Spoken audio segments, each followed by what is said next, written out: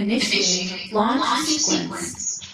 10, 9, 8, 7, 6, 5, 4, 3, 2, 1.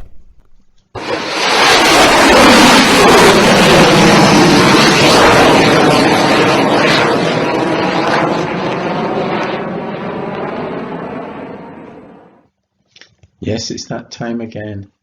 Time to sit down with your family. Time to have a little break from the week and to think about something that matters. So, welcome to Family Church. Today we're going to look at what it means to look good and why it matters. Really, the big question is, does it matter? Does it matter if you're fat or thin? Does it matter if you're tall or short? Does it matter if you've got a big nose or little eyes or big ears? Does it matter if you are red or white or pink or black or yellow? Whatever you look like, can you be liked? Can you be loved? Here's the question. Obviously, it matters to some people. In the UK, £10,000, that's 10 billion, is spent every year by women on hair and beauty products. It's an awful lot of money. And why do we spend that much money? Just to make ourselves look better, which is fine. But if we do it because we're scared of looking like ourselves, isn't it a bit of a problem? I know some people are scared of being seen as they are. They're people we call celebrities. And it isn't always worth the time they spend, is it? But I thought it would be fun to have a bit of a quiz to see if you can recognise celebrities without their makeup. So here we go. Who are these people? This person is an actress and a TV presenter, and she's seen on television a lot, and she's from this area.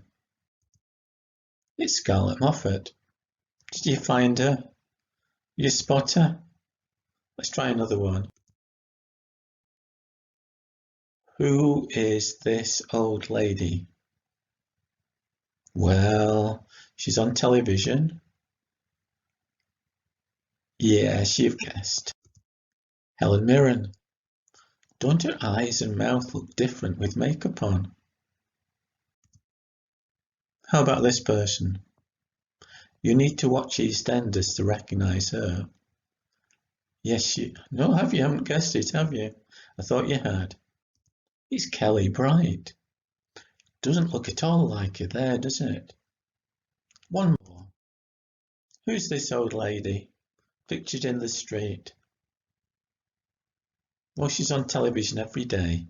It's Ruth Langford, who's married to Eamonn Holmes, the TV presenter. Don't the pictures show the difference that makeup makes? But what I wonder is, are famous people scared to be seen without makeup? And what does it say about them if they are? I mean, I've got friends who get made up before they go to bed so that if they're disturbed in the night and there's a fire, they won't be seen without the makeup. Terrible, isn't it? I thought it would be a good idea for us just to ask Christine to tell us a story about somebody who was scared to be seen for who he was and how that story turned out. I'm going to read you a story that my grandchildren have really loved, and I thought that you'd like to hear it too. It's about a man called Mr. Big who was really, really big and really, really ugly. I wonder if you'll be able to notice what's the most important thing that happens to Mr. Big. There he is.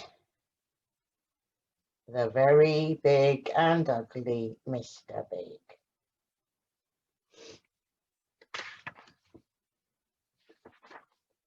He was very big.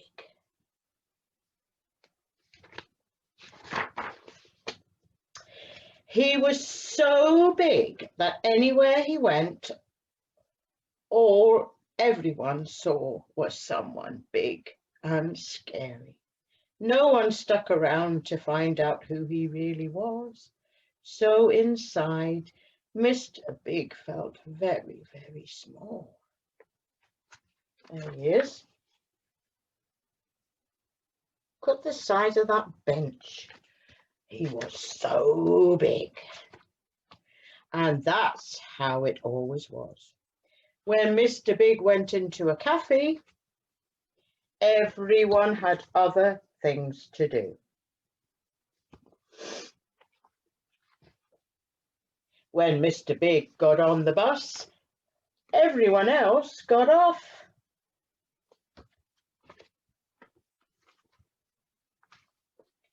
And when he went to the swimming pool, well, let's just say everyone wanted to be somewhere else. Poor Mr. Big, he must have been very lonely, mustn't he? One day, Mr. Big sorry, it's a bit dark here.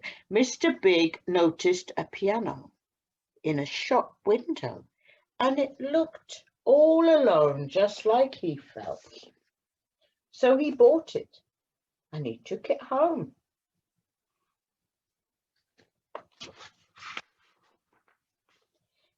And he took it up the stairs and into his flat.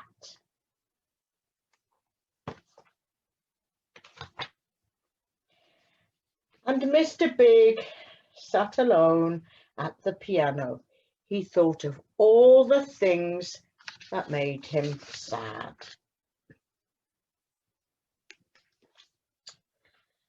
And then he played Then he played and played, and he had his window open.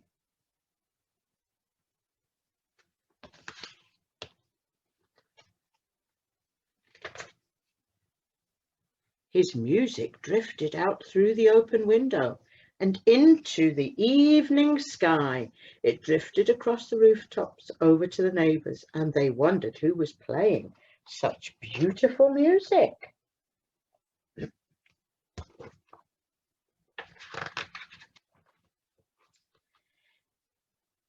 The word spread, and night after night, everyone came from all over the place, and still no one knew who was playing this wonderful music.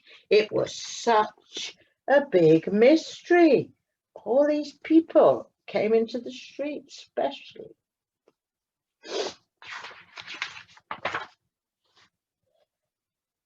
But inside, Mr. Big was still all alone. He didn't realize what was going on outside. He just felt very sad. And then one morning, Mr. Big received his first letter ever.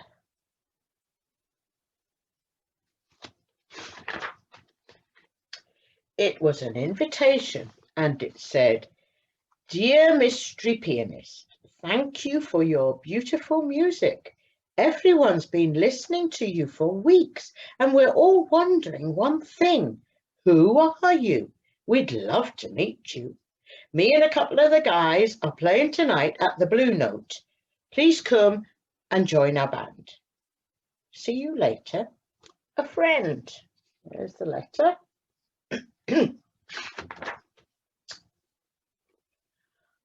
That night, Mr. Big joined the band. All night long, the joint was jumping and nobody wanted to leave. At least everyone could see who the real Mr. Big was. Do you like his jacket? I think he was really cool. Now that the big band has hit the big time, which is what happened, and everyone wants to meet them, Mr. Big has a new problem.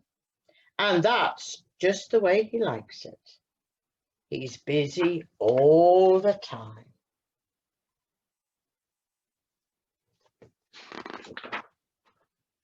And look at his amazing car.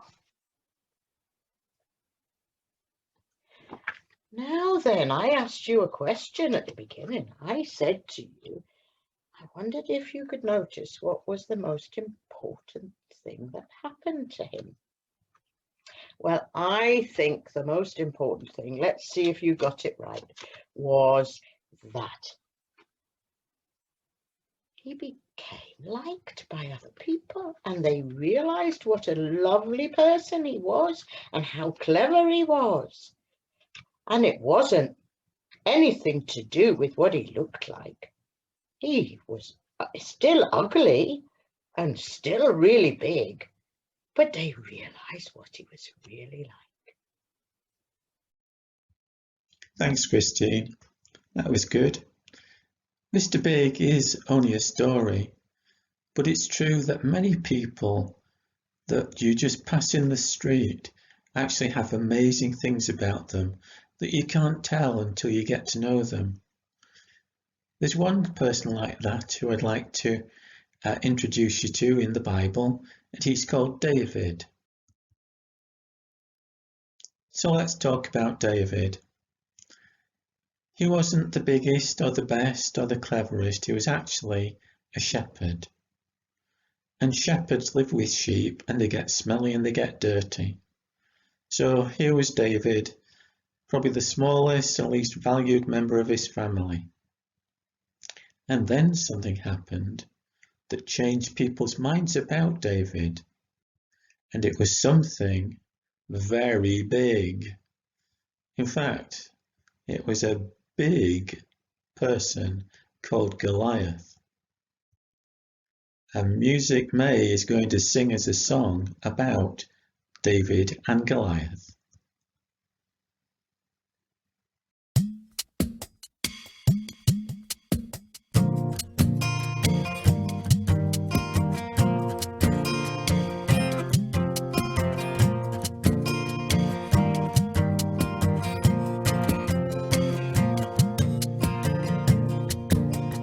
David was a kid, watching sheep was what he did, and he did it very well every day.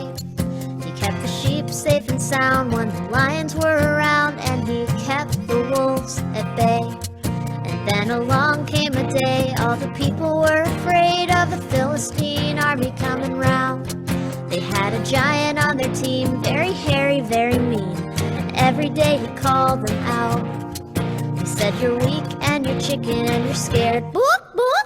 And for the next 40 days he dared. Every day he would call for the best, but nobody thought they were up to the test.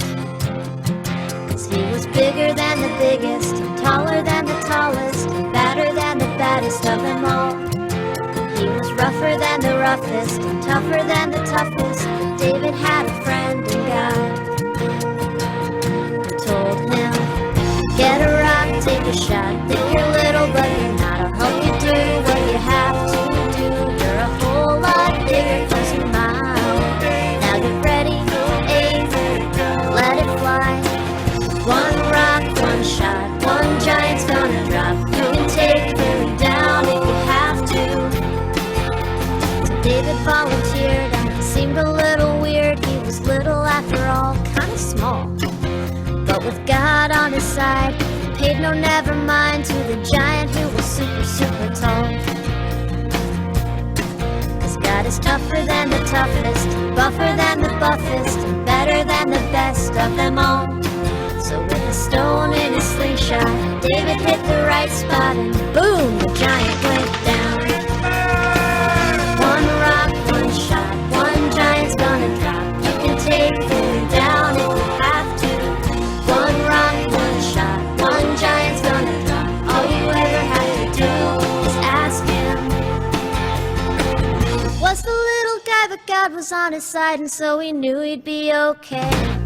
Okay. Knew Goliath was a giant opposition, but he took him down anyway. Nothing high, nothing wide, nothing any shape or size can stop him. Nothing big, nothing tall, nothing any size at all can keep him down. He's a whole lot bigger than your mind. Now it's ready, aim, and let it fly. One rock, one shot, one giant's gonna drop. You can take him down if you have to. One rock, one shot, one giant's gonna drop. All you ever have to do is ask him. One rock, one shot, one giant's gonna drop. One rock, one shot, one giant's gonna drop.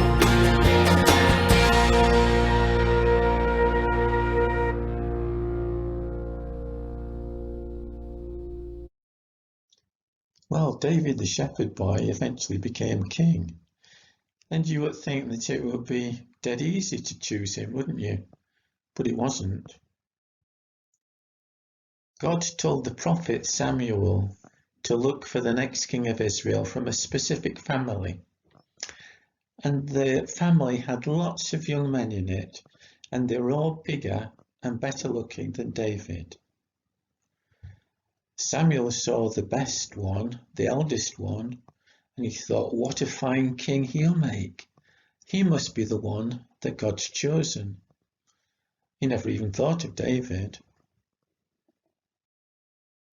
But God said to Samuel, this is a quote, "Looks aren't everything. Don't be impressed with his looks and stature. I've already eliminated him." God judges persons differently than humans do. Men and women look at the face. God looks into the heart. So it's lovely, isn't it, that God doesn't care whether we look good or whether we look terrible. He only cares that there's someone that he loves, and he looks to see how much we need him, and he loves to meet us and look after us. I think that's great. You know, I find it difficult because I always want to be admired and respected, and I know that I don't look like someone who should be respected and admired. So I thought I'd do a little quiz for you. And it isn't a quiz where there's a right answer. I just want you to think about it.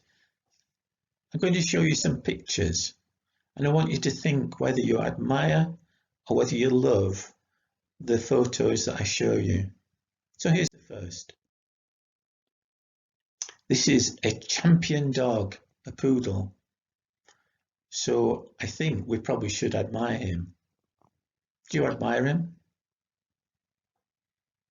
Do you love him? Could you love that dog? I think I would find him quite hard to love, and I think that's probably because he's too perfect. I wouldn't feel comfortable with a perfect dog. This is a three-legged dog. He's had a bad time, but he's still happy. I think he's really lovable. There's probably a lot to admire in his attitude as well, because he doesn't care he's got three legs. He still enjoys life. What do you think? How about this dog? This dog has no idea who his father was. He's a mix of lots and lots of different breeds, and he doesn't care. He's a scruff, he's a scoundrel, he's naughty, he's smelly. I don't think you'd admire him, but I would love him. I think he's adorable. How about this one? This is actually another champion in breeding. It's just a little puppy at the moment. And I think that you could love and admire this one. He's lucky. Not many of us get to be loved and admired. If it was possible, though, to choose, I'd rather be loved. What about people? Well, these are some of the most amazing scholars in Britain at Eton School. They are the best of the best, and they'll probably become people like prime ministers or cabinet ministers. They're perfectly dressed, they look immaculate, they're well spoken, everything about them is just right. Do you love them? I don't. Do you admire them? A bit. How about this little monkey? Dirty, street urchin. Do you think he's lovable? I do. Would you admire him? Probably not. Would that matter though? It's up to you to decide that. How about this choir of perfect young girls? All dressed beautifully, all beautiful hair, manicured to perfection and singing incredibly well. I would admire them very much as they sang, but they don't seem lovable. They just seem like beyond me somehow, because I'm not that clever or able to sing. What about these kids from Africa? They've no money, they're dirty, but look at the smile on their faces. Don't you think they're lovable? I'd want to do anything for them, just 'cause they bring out something good in me. I don't admire them, but I don't care, I still love them. How about you? This is Mother Teresa, who did amazing things in the Indian suburbs, looking after the poor and needy. I really admire her. And to be honest, I think she is lovable, because you can see on her face that she's lived through difficult times and she's cared for other people. This woman was voted one of the most perfect looking women in the world. I would admire her looks, but I don't think she looks lovable. I think she looks a bit scary, to be honest. What do you think?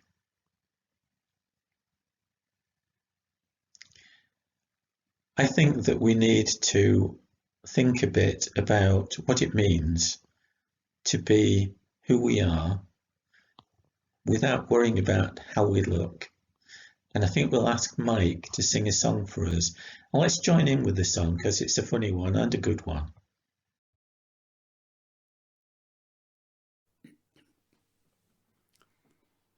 Here's a song for you to sing along to if you wish.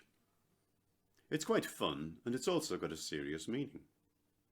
And that meaning is, we're all of us different. In size, shape, what we look like, all sorts of ways. But we're all special. We're all important. And that's why we're going to sing All God's Creatures Got a Place in the Choir. And here's how it goes. All God's creatures got a place in the choir. Some sing low and some sing higher. Some sing out aloud on the telephone wire. Some just clap their hands or pause or anything they got now. Listen to the bass, it's the one at the bottom where the bullfrog croaks and the hippopotamus moans and groans in the big tattoo, and the old cow just goes moo. The dogs and the cats, they take up the middle where the honeybee hums and the cricket fiddles, the donkey brays and the pony neighs, and the old grey badger sighs. All God's creatures got a place in the choir. Some sing low and some sing high. Some sing out on the telephone wire. Some just clap their hands or pause or anything they got now. Listen to the top with the little birds singing and the melodies and the high notes ringing. The hoot owl cries over everything and the blackbird disagrees. Singing in the night time, singing in the day, and a little duck quacks and he's on his way. The otter hasn't got much to say and the porcupine talks to himself. All God's creatures got a place in the choir. Some sing low and some sing higher. Some sing out aloud on the telephone wire. Some just claps their hands or paws or anything they got now. It's a simple song, one sung everywhere, by the ox and the fox and the grizzly bear, the dopey alligator and the hawk above, the sly old weasel and the turtle dove. All God's creatures got a place in the choir. Some sing low and some sing higher. Some sing out aloud on the telephone wire. Some just clap their hands or paws or anything they got now. One more time. All God's creatures got a place in the choir. Some sing low and some sing higher. Some sing out aloud on the telephone wire. Some just claps their hands or paws or anything they got now.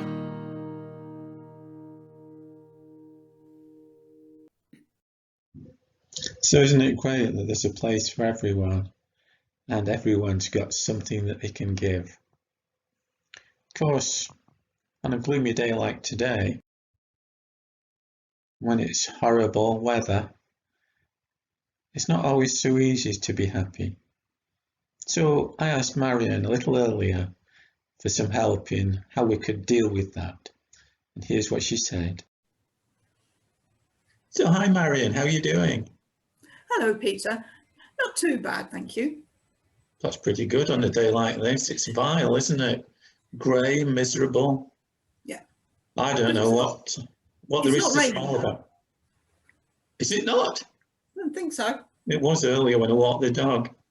Do you know, everybody I met today had got a grim look on their face.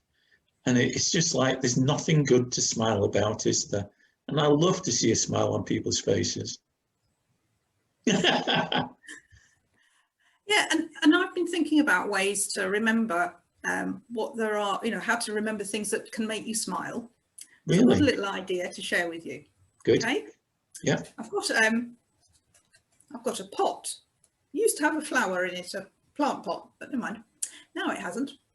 What I've done is put inside it some folded paper. Yeah. And before I put it in, I wrote on it some ideas of things that we might be thankful for. What sort of things? Well, let's have a look.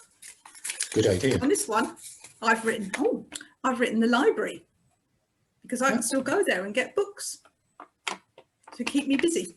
Is it open? Well, not quite, because you have to ask them to choose the books for you. And then you go up and they give you them in a little brown paper bag and you take them home. Well, that's something I could be thankful for, certainly. Yeah. Okay. And there's a different one. Can't remember what's on any of these. Oh, it says my family. Yeah. That's kind of good and bad, isn't it? Because family is lovely, but it's also hard work at times and responsibility. It is, but I think if I didn't have any family, I would be worse off than I am. So I am grateful for them, even when they can be a bit annoying. You're right. Yeah. I suppose I'm just trying to think, I could be thankful because I'm getting my coronavirus jab in a couple of weeks. Yeah, I heard that. Yeah. And yes, that is good news. And what else could I be thankful for? I'm very thankful that I've got 2 daughters and that they're both surviving okay. I see what you mean though. If you think about it, you can find things to be thankful for. Yeah. But what do you do? What do you do when you've written these things and put them in the pot? Well, you don't just leave them there. When you're thinking about your prayer time, sometimes your mind's full of all sorts of things, and quite often we make it full of praying for people who are poorly, or this or that, or requests, if you like. Yeah. And it's also important to include some thank yous. So what you can do is to go into your pot and pick out 2, 3 of these to remind you of things that you can thank God for when you're having your prayer time. That's a nice idea. Do you think we could do it sort of as part of family church? I don't see why not. I mean, it's easy. You don't need anything very much. You just need something to put them in. Yeah. It could be a big jar or something, but something that you can put your hand in and sort of mix them up a bit. Otherwise, you'll just be picking the same ones out every time. Yeah. Some bits of paper and a pen. That's all you That need. sounds great. We could, if we all did it, we could put a thank you in the comments on YouTube, if we're doing YouTube, each time we meet. And then we all have something to be thankful for we could share. Yeah. That would be Yeah, lovely. why not? Yeah. Yeah. Well, It's that's easy. great. You don't have to think about them all at once, you know, when you're going about your daily doing whatever you're doing. You might have an idea and just think, oh, and write it down and pop it in your pot. That's brilliant. I feel better already. Thank you. Thanks ever so much, Marion. It's a pleasure. Bye for now. Bye-bye. Well, that's all for this week. Don't forget, take a look in the mirror. Remind yourself that God loves you and that who you are is okay. What's inside you is most important. We're going to play out now with a song called Who I Am. Hope you enjoy it and hope you join us again in 2 weeks' time on the 28th of February when we'll be looking at names. Bye bye for now. Who I am, who I am. Oh, I love who I am. 'Cause I'm made just the way I should be. You made me sweet, you made me bold. There goes the broken mold. Yeah, you love me, that's why you made me who I am. You know me better than anyone. Call me your daughter, you call me your son. Yeah, your favorite is exactly who I am. Who I am, who I am. Oh, I love who I am. 'Cause I'm made just the way I should be. I admit sometimes I move away, try to do the things I want my way. That doesn't get me anywhere. But I'm starting to realize that that's just a big disguise, and it's not who I am anymore. Who I am, who I am. Oh, I love who I am. 'Cause I'm made just the way I should be. When I am who I am, I know exactly where I stand, and I'm free to be me.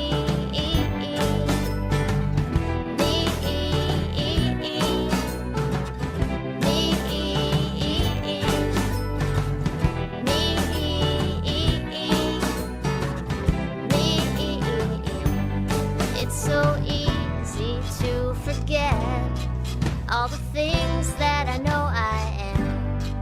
And when I need to be reminded, I go straight to the one who decided who I am, who I am.